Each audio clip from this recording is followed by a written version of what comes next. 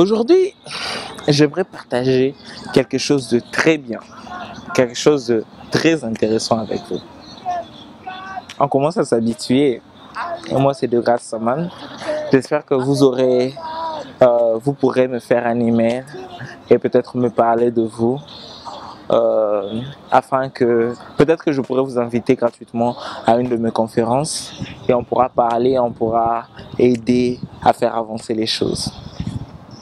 Aujourd'hui, j'aimerais vous parler de quelque chose qui se passe très souvent. Dernièrement, j'ai vu une dame qui m'a dit qu'elle venait de perdre son travail. Elle travaillait pour une grande compagnie américaine qui s'appelle Verizon. Et elle a travaillé pour cette compagnie pendant 28 ans de sa vie. Pendant 28 ans de sa vie, elle travaillait pour la même compagnie. Mais cette année, elle venait d'être virée après avoir sacrifié 28 ans de sa vie. Mais qu'est-ce qui se passe? Après être virée, elle s'est rendue compte qu'elle n'avait pas fait d'autres formations et ce qu'elle savait, c'était seulement et directement lié à son travail ou à son ancien travail. C'est même pour ça que aujourd'hui j'aimerais vous parler de ceci. C'est ça au fait le secret. Le secret, c'est apprenez à travailler plus durement sur vous-même que vous le faites dans votre travail ou sur votre travail ou dans votre job. Travaillez plus durement. Passez plus de temps à travailler sur vous-même. Comment vous travaillez sur vous-même? En lisant des livres intéressants. Pas juste de la mère littérature, de la littérature ou qui parle des histoires imaginaires.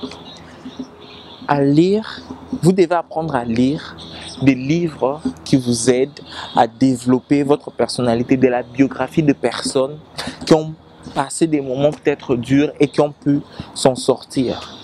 Vous devez passer votre temps à cultiver votre côté moral. Évidemment, vous devez aussi travailler sur votre physique pour être en bonne santé. Vous devez surtout et aussi travailler sur votre côté spirituel. Mais ce que j'essaie de dire en général, c'est que vous devez investir plus sur vous-même d'abord. Investissez sur vous-même. Investissez sur vous-même. Développez-vous. Parce que la vérité, c'est que aucun manager, aucun travailleur ou aucun travail ne va vous aider à devenir la bonne personne. C'est vous qui devez le faire. Comment est-ce que vous le faites généralement? Vous prenez des formations, vous allez à l'école, évidemment, pendant des années, vous êtes placé à l'école pour être capable de trouver un travail un jour ou d'être une pièce utile dans la société. Mais on ne vous dit pas comment être une pièce utile pour vous-même. Et comment on fait ça? Comment on devient une pièce utile pour vous-même? Si on travaille sur soi-même. Comment travailler sur soi-même? Développer son côté moral, développer son côté spirituel, prendre soin de son physique, et ça se fait en s'exerçant, ça se fait en lisant, ça se fait en assistant à des conférences. Vous pouvez assister à mes conférences ou assister à des conférences d'autres personnes, mais vous devez apprendre cela en côtoyant des personnes qui sont plus ou moins élevées, qui ont des connaissances que vous n'avez pas sur certains domaines précis.